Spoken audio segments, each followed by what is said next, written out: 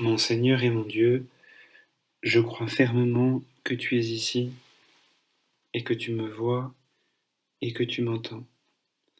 Je t'adore avec profonde révérence, je te demande le pardon de mes péchés et la grâce de faire avec profit ce moment de prière. Marie, ma Mère Immaculée, Saint Joseph, mon Père et Seigneur, mon ange gardien, intercédez pour moi. Marie, ma Mère Immaculée, avons-nous prié en ce début de méditation pour demander à la Vierge Marie, qui est notre mère bien-aimée et notre mère si aimante, qui sait tellement se montrer mère, d'intercéder pour nous aider à prier, pour nous apprendre à prier. Comme souvent, ça arrive pas toujours, mais comme souvent nous apprenons à parler avec nos parents, eh bien, nous pouvons dire que notre langage le plus habituel, c'est notre langue maternelle. La langue maternelle, c'est la langue qu'on a appris depuis tout petit, déjà dans le sein de notre mère, et puis avec les premières paroles que nous avons entendues. Eh bien, nous, c'est un peu pareil. Notre langue maternelle, c'est la langue de la Vierge Marie, parce qu'elle est notre mère, et c'est elle qui peut nous apprendre à prier, qui nous apprend la langue maternelle des enfants de Dieu, de ceux qui prient avec cette confiance incroyable d'un enfant de Dieu. Et même si parfois il fait plus gargouiller, pleurer, chouiner, on comprend pas trop ce qu'il dit, eh bien c'est ce que dit saint Paul, c'est des gémissements inexprimables. Alors ça, c'est un peu étonnant comme image, un peu, mais c'est cette idée-là, c'est-à-dire de dire, bien souvent on ne sait pas prier. Et alors, c'est pas grave. On est ces enfants de la Vierge Marie qui parfois font des gazouillis, font des bulles, nous font rire Dieu leur Père, font sourire Dieu leur Père, font sourire la Vierge Marie, font que le ciel est fier de nous et nous regarde avec une tendresse qu'on ne peut imaginer. Et oui, aujourd'hui nous fêtons cette mère, la mère immaculée, cette mère sans tache qui veille sur nous avec un amour inexprimable, que aucun mot ne pourra jamais décrire sur cette terre, parce qu'elle participe vraiment de cet amour immense que Dieu a pour nous. Dieu a un amour tellement grand, tellement immense, tellement infini, que on n'arrive pas à le comprendre. Et la première lecture de ce jour en parle bien. Quand Adam eut mangé du fruit de l'arbre, le Seigneur, Dieu l'appela et lui dit: « Où es-tu donc ?»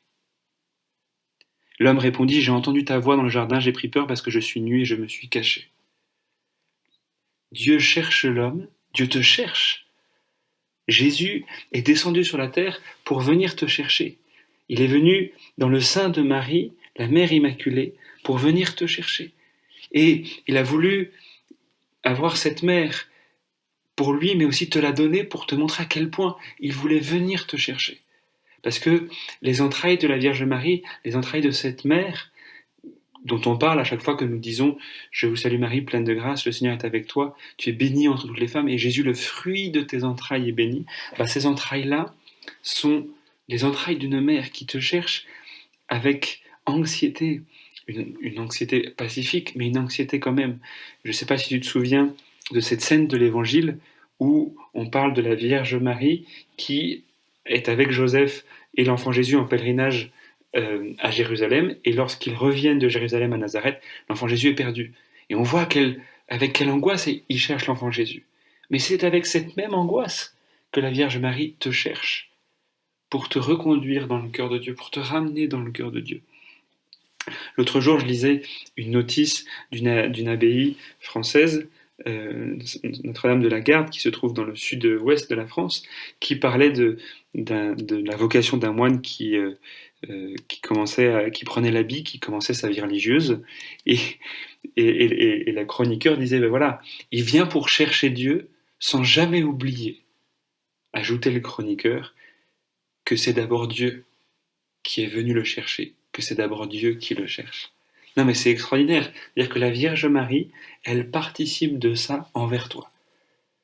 Elle te cherche. Elle te cherche comme une mère cherche son enfant qui est perdu, comme elle a cherché l'enfant Jésus dans le temple pendant 3 jours sans s'arrêter, tellement qu'elle a dû fondre en larmes plusieurs fois. se demandant où Jésus était. Il était perdu. Et ainsi, cela arrivera à la fin de la vie de Jésus.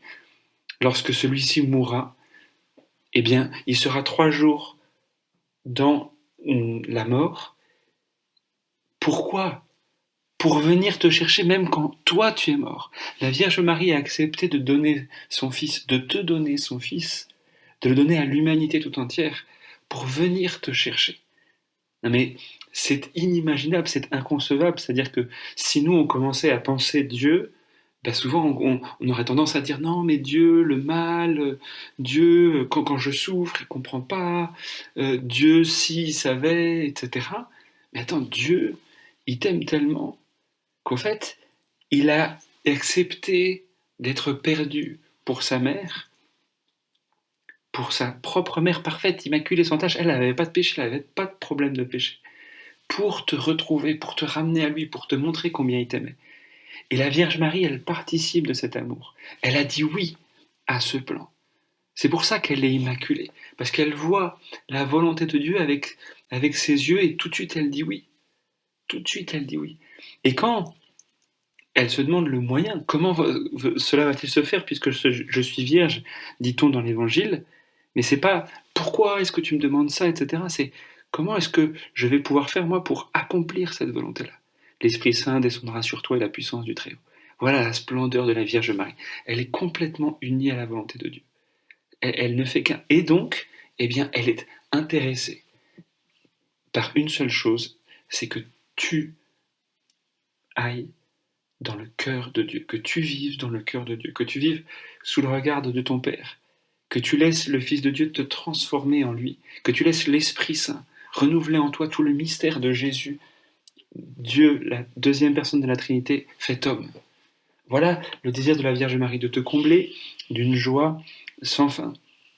Regarde, dans l'Évangile selon saint Matthieu, il est dit que si vous, Père et Mère de la terre, savez donner de si bonnes choses à vos enfants, combien plus votre Père du ciel donnera-t-il de bonnes choses? Regardez, en ce moment, j'imagine que tu es en train de penser à quel cadeau tu feras à tes frères et sœurs, à tes parents, à tes enfants pour Noël. Et alors c'est extraordinaire parce que tu as une belle inspiration. Et puis chacun se dit, ben voilà, comment est-ce qu'on va faire pour préparer un bon repas, pour que tout le monde passe un bon moment. Mais combien plus Dieu? Ça fait des milliers et des milliers d'années qu'il attend ce Noël pour pouvoir te donner quelque chose, pour pouvoir te donner sa mère dès le 8 décembre, voilà, comme une espèce de fête d'anticipation au cadeau de Dieu. Et cette mère, la Vierge Marie, eh bien, elle veut elle aussi t'offrir, te présenter son fils comme cadeau. Non mais, tu t'approches de la crèche, tu t'approches de Noël, et Dieu te donne Marie et Jésus. Tu vois, Joseph, dans l'évangile selon saint Matthieu, il ne s'est pas trompé. On dit souvent dans le deuxième chapitre de l'évangile selon saint Matthieu, il prit l'enfant et sa mère. Mais dès le premier chapitre, il dit, il prit Marie chez lui. Ne crains pas de prendre Marie chez toi.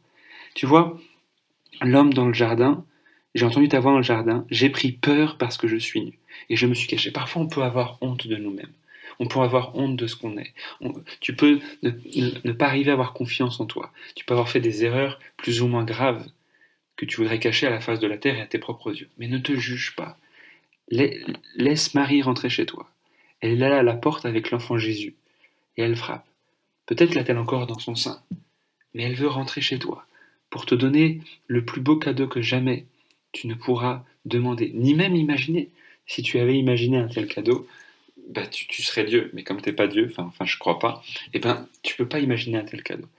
Eh bien voilà, demande cette grâce à Saint Joseph, de dès mardi prendre Marie vraiment un peu plus chez toi, ou de la prendre tout simplement chez toi, pour que elle puisse venir avec l'enfant Jésus dans ta vie, et te montrer combien, eh bien, Dieu a tout donné pour toi.